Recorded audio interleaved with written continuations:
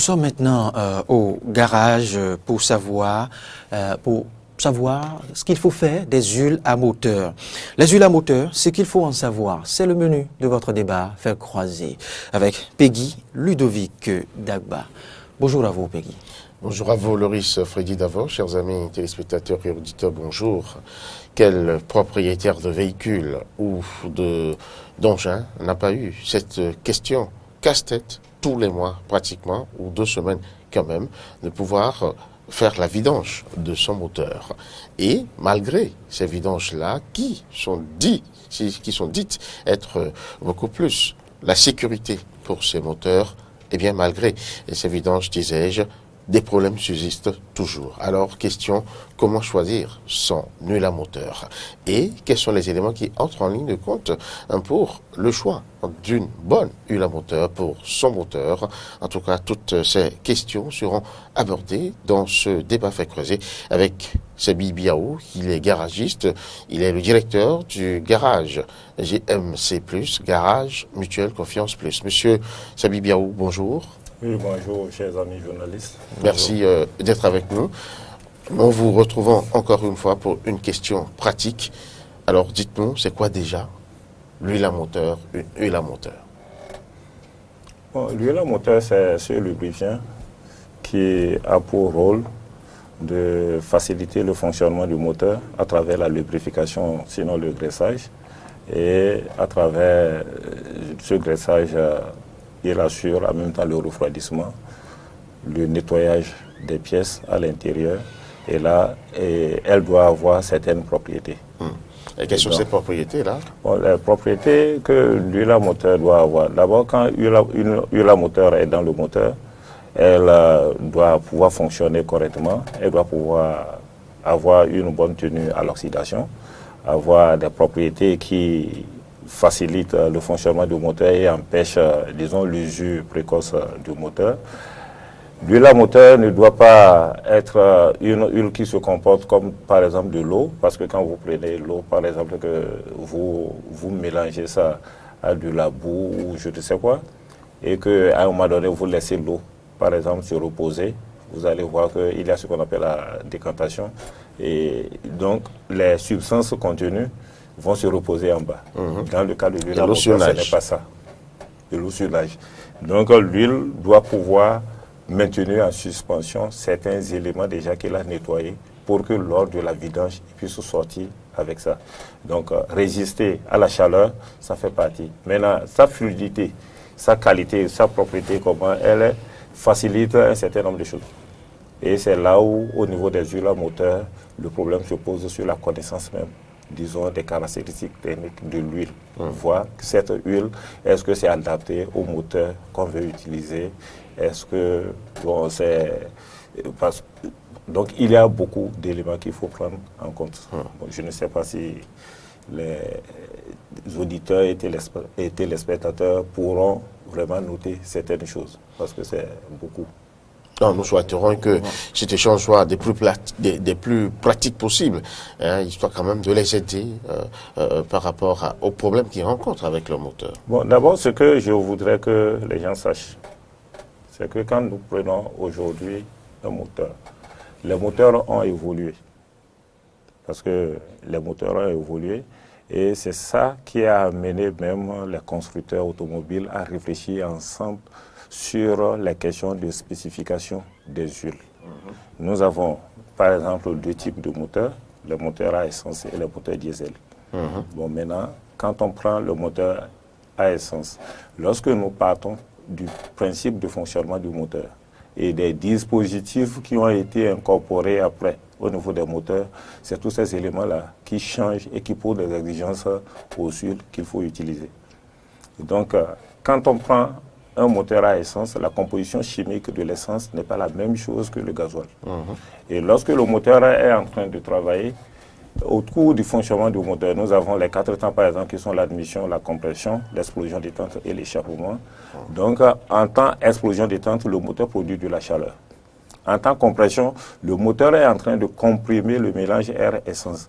Mais toujours est-il qu'il y a une fuite parce que l'étanchéité au niveau des cylindres ne se fait pas à 100%.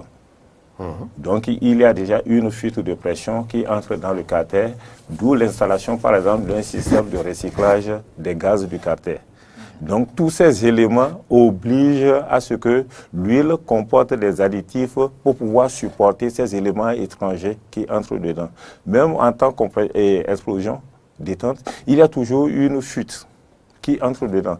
Vous allez voir, par exemple, que quand on fait la vidange sur un moteur essence, la qualité de l'huile que nous récupérons, ce n'est pas la même chose que quand on fait la vidange sur un moteur diesel. Parce que sur un moteur diesel, le gasoil a ses propriétés, ce n'est pas la même composition chimique que le truc. Et là, par exemple, pour les propriétaires de moto, lorsque vous prenez, par exemple, les Mazda 90 d'entretemps qu'on utilisait, qui sont des moteurs deux temps, qui n'existent plus aujourd'hui, mais ça existe encore dans les campagnes, vous avez les Yamaha et tout ça. Sur ces moteurs, par exemple, quand on fait la vidange, ce n'est pas la vidange du moteur qu'on fait, mais on fait beaucoup plus la vidange de la boîte de vitesse. Mais par contre, lorsque vous allez sur les Genana, par exemple, la moto 4 temps, lorsque vous faites la vidange, c'est la vidange de l'huile, du moteur et de la boîte que vous faites. Ah, c'est les deux. C'est ce qui explique, par exemple, que quand vous prenez les anciennes mobylettes que nous utilisons, les motobécanes, il n'y a pas de vidange. On ne fait pas de vidange sur ça. Pourquoi? Parce que le système de transmission, ce n'est pas une boîte de vitesse. C'est une courroie avec une poulie qui entraîne. Donc le moteur fonctionne seulement et à base, disons, du mélange air-essence avec l'huile à moteur qui est vaporisée dedans, qu'on appelle l'huile deux temps. Cette huile deux temps là, puisque au niveau du moteur deux temps, le fonctionnement est beaucoup plus complexe. Donc ça, tous ces éléments là, pour faire comprendre aux gens que l'huile à moteur n'est pas l'huile à moteur. D'accord. C'est-à-dire à mi quoi. C'est-à-dire que ce n'est pas parce qu'on a vu une huile à moteur que cette huile à moteur peut aller sur n'importe quoi. Non. Ça, c'est ce que je veux que les gens retiennent d'abord. Mais maintenant, comment reconnaître l'huile qu'on veut utiliser sur son moteur, ça, c'est un autre problème. Mais avant qu'on ne vienne là, j'aurais souhaité que les gens écoutent attentivement cette partie que je vais leur expliquer, parce que le monde évolue. Même là où nous sommes aujourd'hui, dans notre studio ici, je pense qu'il y a 15 ans, 20 ans, et vous allez dans les chaînes de télévision, ce ne sont pas les équipements que vous utilisez aujourd'hui qui existent. Tout à fait. Bon, donc les choses ont évolué. C'est comme ça qu'au niveau de l'automobile aussi, les choses ont évolué. Les technologies ont évolué. Et par rapport à l'évolution, disons, de ces technologies, et par rapport à certaines lois qui sont imposées aux constructeurs, il y a eu de nouveaux systèmes qui sont incorporés. Je prends par exemple les systèmes anti-pollution. Les systèmes anti-pollution sont imposés par des lois. C'est des réglementations qui disent désormais pour réduire les émissions de gaz au niveau du moteur, vous devez avoir le filtre et le système de recyclage, par exemple de la vapeur d'essence, de la vapeur des gaz du carter. Vous devez avoir un catalyseur, vous devez avoir ça. Mais en prenant par exemple le cas du catalyseur, c'est déjà vers la fin des années 70, depuis 80, que c'était devenu obligatoire sur tous les véhicules fabriqués pour les États-Unis. Mais est-ce qu'on constate, une fois les véhicules ici au Bénin, on les dépouille de ces catalyseurs, oui, ça, avant qu'elles ne rentrent dans la circulation? Si je rentre dans ce débat, on risque de ne pas parler de l'huile pour que les gens comprennent. On va y revenir. Donc, avec l'avènement, par exemple, des catalyseurs, il y a eu le problème de l'essence qui s'est posé parce que l'essence, le plomb était introduit déjà dans l'essence après la Première Guerre mondiale, je pense, à cause de certains problèmes qu'il y avait. Donc, le plomb a été introduit dans l'essence. Mais les gens se sont rendus compte que le plomb qui entre dans l'essence, quand ça brûle bien, il n'y a pas de problème. Le plomb ressort sous forme de composé inorganique. Mais quand ça ne brûle pas bien, c'est rejeté sous forme de composé organique, ce qui est nocif, qui est dangereux pour l'environnement. Donc, avec l'arrivée des catalyseurs, les gens se sont rendus compte encore que le catalyseur avait une influence négative sur, c'est-à-dire le plomb avait une influence négative sur le catalyseur. Donc ça empoisonnait vite les catalyseurs. Ce qui a fait par exemple que dans les années 80-90, quand les versions américaines ont commencé à venir chez nous ici, alors qu'on n'utilisait que de l'essence super plombée, on a eu beaucoup de moteurs qui étaient en panne, mais on ne savait pas pourquoi. Vous démarrez un véhicule d'ici, avant d'arriver à Calavi, ça chauffe, ça s'arrête, en croyant que c'était une panne du moteur, alors que c'était simplement le catalyseur qui était bouché à cause, disons, du plomb qu'on avait dans notre carburant ici. Donc les gens ont évolué avec d'autres dispositifs et avec la précision qui se fait. Aujourd'hui, au niveau de l'usinage de moteur, les huiles aussi ont évolué en grade. Maintenant, les huiles sont classées comment? Nous avons des huiles, des caractéristiques techniques sur les emballages en principe pour des fabricants sérieux qui permettent de savoir si l'huile que nous voulons utiliser est bonne pour un moteur essence ou pour un moteur diesel. Ou encore si cette huile-là est une huile mixte, c'est-à-dire on peut l'utiliser à la fois pour un moteur essence ou un moteur diesel. Bon, maintenant, là ne suffit pas. En dehors, disons, de ça, il y a des caractéristiques techniques encore qui permettent de nous parler, disons, de la qualité de l'huile. Là, par exemple, en termes de viscosité, c'est défini beaucoup plus par SAE.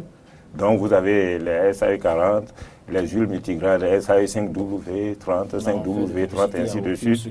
Non. Les 5W, ça, c'est des normes internationales. Ce n'est pas un nom d'une huile. Vous avez vu, toutes les marques d'huile ont des spécificités. C'est-à-dire, ce n'est pas seulement des spécificités, les caractéristiques techniques. C'est-à-dire, si on vous conseille une huile 5W40, on ajoute peut-être en API. API, ça c'est l'association des industries du pétrole. Oui, non, API, par exemple, c'est une norme américaine. C'est toujours écrit sur les bidons. Ou bien c'est ACEA, par exemple, c'est l'association des constructeurs européens d'automobiles, ou soit c'est le constructeur même qui a une spécification qui fabrique et son qui huile. dit l'huile qui doit être conforme pour mon moteur, c'est ceci, c'est cela. Maintenant, ces huiles sont choisies aussi en fonction de la zone d'utilisation. Parce que vous comprenez, par exemple, que un moteur qui vit dans une zone où on a beaucoup d'hiver, par exemple, la température va à moins 20, moins 30 degrés. Les exigences de ces huiles-là ne sont pas les mêmes que chez nous, où on n'a jamais 10 degrés de température. Et donc, tous ces éléments sont à vérifier. Et ça, c'est le technicien, en principe, qui est habilité à conseiller son propriétaire. Alors, Bon. question sur ce point-là. Ces caractéristiques techniques que vous appelez les 540W, comment pouvoir les adapter à quel type de moteur ici? Oui, actuellement, il faut dire que nous avons deux types d'huiles principalement qui circulent chez nous. Nous avons des huiles minérales et les huiles synthétiques. Bon. Au niveau des huiles synthétiques, tout est écrit normalement sur les emballages. Sur les emballages, les huiles que vous devez utiliser, c'est écrit là-dessus.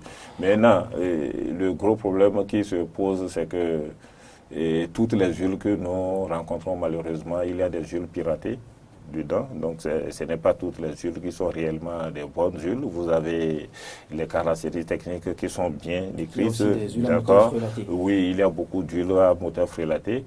Et c'est d'ailleurs ça qui me fait dire, et souvent quand j'anime des formations aux stagiaires, que je ne peux pas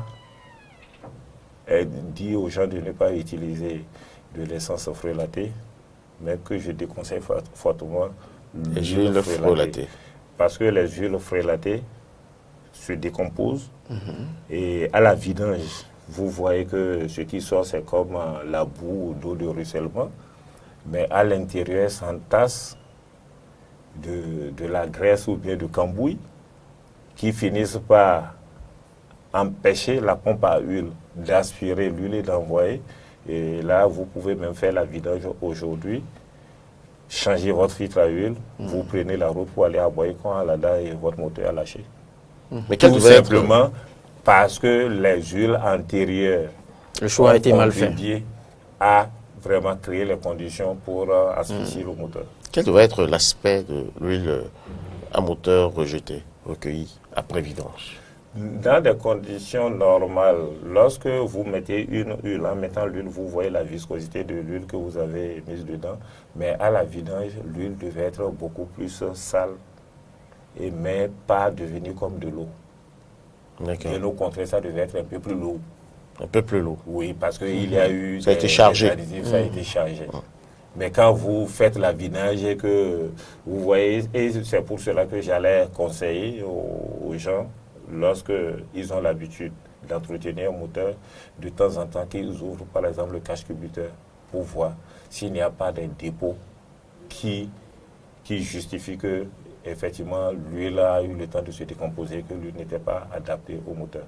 Parce que une huile à moteur qui convient au moteur, lorsque vous faites régulièrement la vidange, vous ouvrez le cache-cubiteur, le moteur est propre.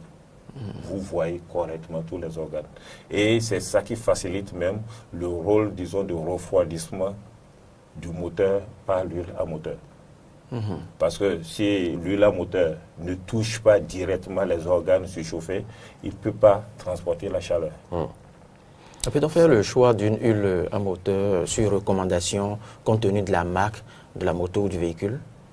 Bon. Parce que tel ou tel collègue ou ami utilise cette huile, voilà, il me le recommande. Ça, c'est une piste. Mais que ça ne vise pas un objectif purement commercial. Parce qu'au Bénin, nous sommes méchants. Il y a certains, lorsqu'ils ont fait une mauvaise expérience, au lieu de dire ça aux autres, ils préfèrent que les autres aussi fassent la même expérience que eux. Et ça, c'est triste. Ils vous disent la chose, elle dit, ah, ça, c'est ça que j'utilise, alors qu'ils n'utilisent pas ça. Et quand tu l'utilises, tu as des problèmes maintenant, et tu dis, ah, c'est ça que tu... Moi, j'ai abandonné ça il y a longtemps. Oh, j'ai découvert que ce n'était pas bon. Alors que c'est lui qui te l'a recommandé. Donc, il n'y a que la conscience et le guide. Et puis, il ne faut pas que les gens se lancent à la recherche vraiment d'un gain vraiment sans fin. C'est-à-dire quoi? Aujourd'hui, nous avons des distributeurs d'huile qui existent. Les constructeurs de moteurs fabriquent leurs moteurs, ils donnent les caractéristiques techniques qu'il faut. Maintenant, voyons, est-ce que l'huile que je suis en train d'acheter, c'est vraiment une huile de marque? Est-ce que ça provient d'un fournisseur sérieux? Il y a plusieurs questions qu'on se pose. Parce que le véhicule même, la voiture, la moto, c'est d'abord le moteur. C'est d'abord le moteur. Si votre moteur, vous achetez une voiture aujourd'hui qui est de nouvelle génération et que vous avez tout de suite un problème de moteur, et vous risquez soit de choisir la misère ou peut-être c'est un enfant qui est sacrifié parce que ses frais de scolarité vont aller dans l'achat du moteur. Il y a tout ça qui se passe. Et ça, un monsieur me l'a avoué une fois, mais c'était triste. Il dit, mais Sabi, tu vois, à cause de cette voiture, mon garçon a eu le bac, mais je n'ai pas pu l'envoyer à l'école parce que j'ai fait un prêt pour acheter le véhicule. Et sans ce véhicule, je ne peux pas mener mon activité. Mais au moment où l'enfant a obtenu son bac, il devait aller. J'avais un problème de moteur. Mais si je dis je vais l'inscrire, on est foutu. Donc j'ai été obligé de le sacrifier. C'est à contre-cœur qu'il le disait. Donc le problème de l'huile à moteur, au-delà de tout, c'est un problème vraiment sérieux. Et quand vous voyez la différence entre le prix d'une huile de qualité et les autres huiles qu'on nous propose, parce qu'il y a des gens aujourd'hui qui vous proposent des huiles, alors qu'ils sont pratiquement sans domicile fixe.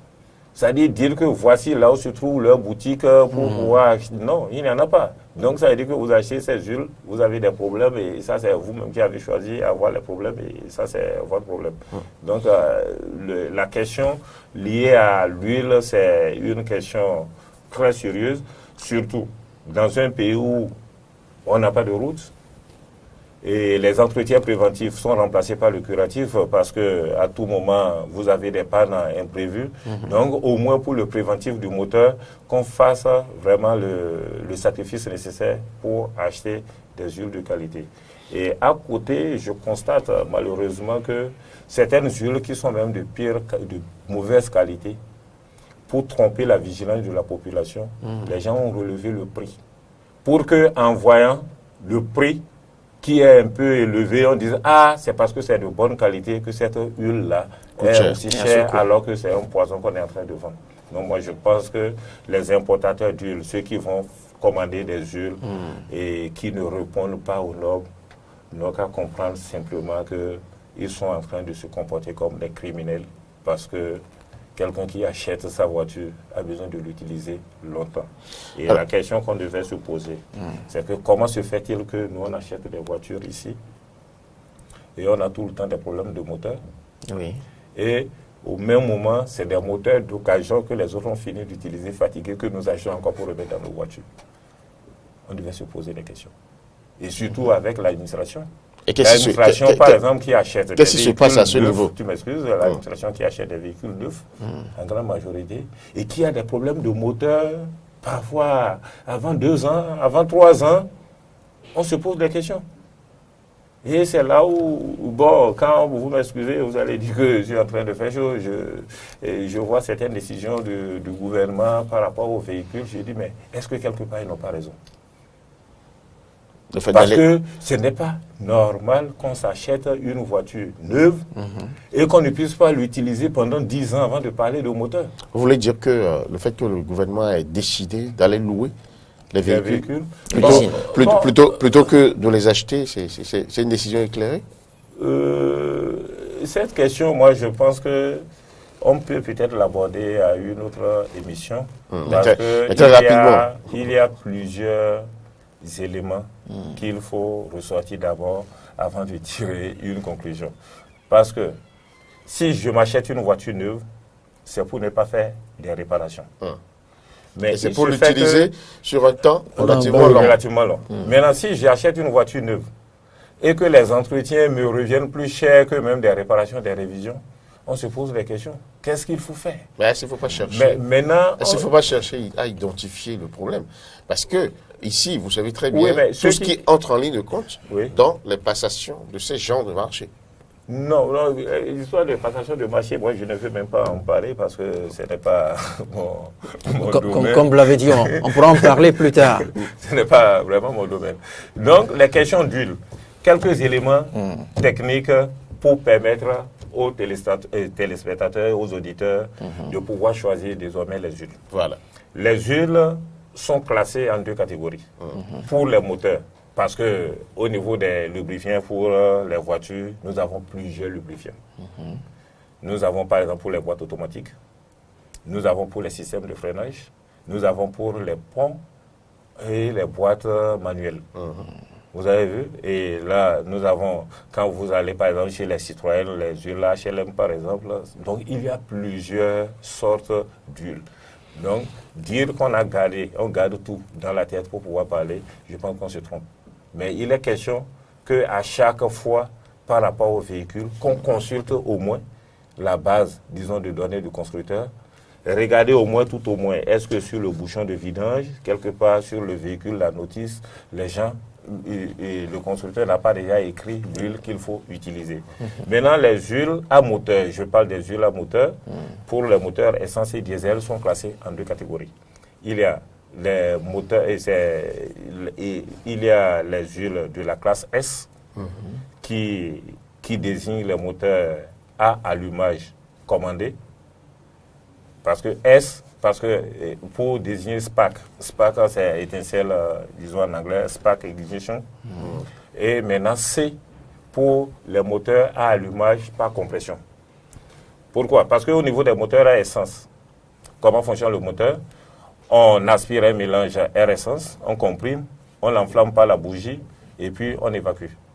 Au niveau du moteur diesel, on fait comprimer de l'air comprimé. On fait comprimer de l'air à une forte pression et à une forte vitesse, ce qui fait monter la pression et la température à plus de 500 degrés. Et maintenant, on pulvérise le combustible, il y a auto-inflammation.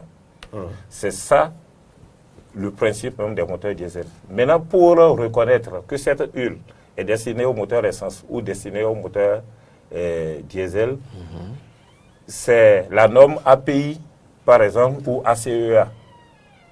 ACEA, ça c'est l'Association des constructeurs européens d'automobiles, et API, ça c'est American Petroleum Institute. Ça, c'est américain. Donc, Et c'est l'API là qui était même connu. Vous avez par exemple Volkswagen qui aussi a sa spécification. Vous avez Toyota, Nissan, ils ont aussi leur spécification. Donc, à défaut, disons, des spécifications des constructeurs, au moins il y a les spécifications internationales qui permettent d'identifier les huiles appropriées au moteur essence ou diesel. Donc, ces huiles ont commencé par API, par exemple S pour les moteurs essence, API C pour les moteurs diesel.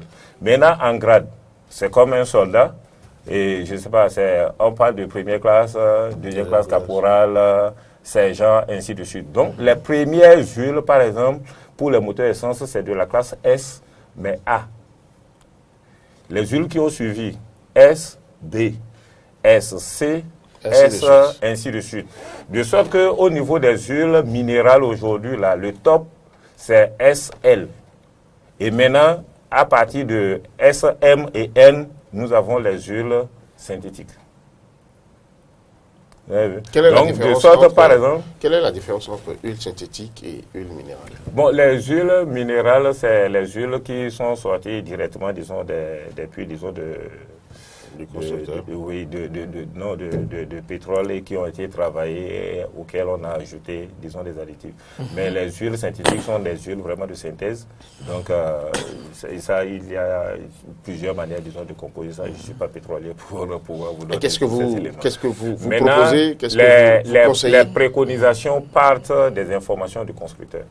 Mais ce que je sais, c'est que pour la plupart des véhicules fabriqués à partir de 2010, c'est mieux d'utiliser des huiles synthétiques.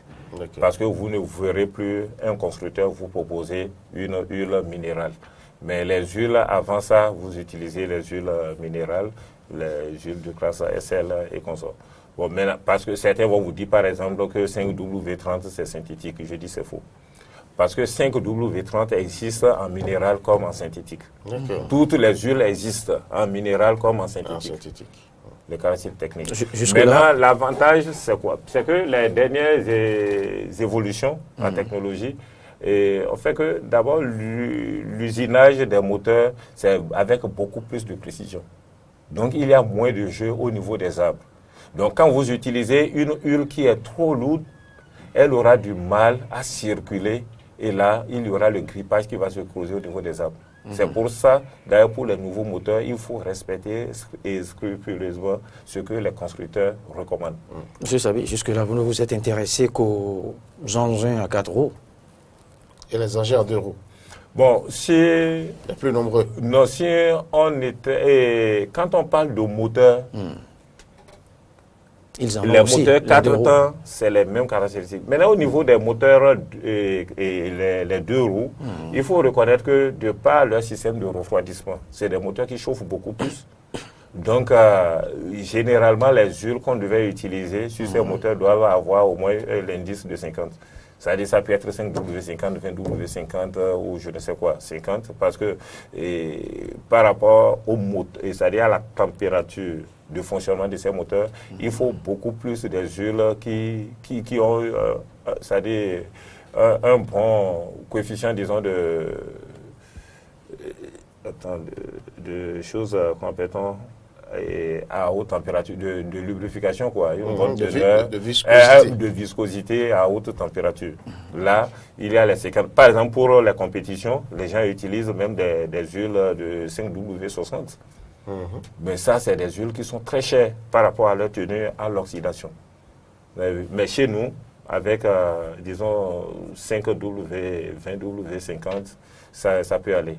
Bon, au niveau, par exemple, des 5W et 0W, ainsi de suite, c'est beaucoup plus par rapport à l'hiver. Donc, la température ambiante. Ah oui, par rapport à l'hiver. Par rapport à l'hiver. Donc, ça dit le bon comportement. Puisque le moteur s'use beaucoup plus à la phase de démarrage. Donc, au démarrage, vous avez vu, toute l'huile est descendue le matin. Donc, au démarrage, il faut faire remonter l'huile. Donc, lorsque l'huile est lourde, ça met du temps pour remonter. Alors que pendant ce temps, les organes sont en train de tourner, donc ils s'usent parce qu'il y a eu défaut de lubrification. C'est ce qui fait, par exemple, que sur certains moteurs, lorsque vous démarrez le moteur, vous entendez un bruit vraiment de ferraille, et vraiment très, très désolant. Et quand l'huile monte en même temps, vous sentez que cette fois-ci, l'huile a monté, le moteur ne commence pas à fonctionner normalement. Et sur certains, ça provient, disons, d'une usure déjà du moteur, mais sur d'autres, ça provient de l'incompatibilité de l'huile utilisée.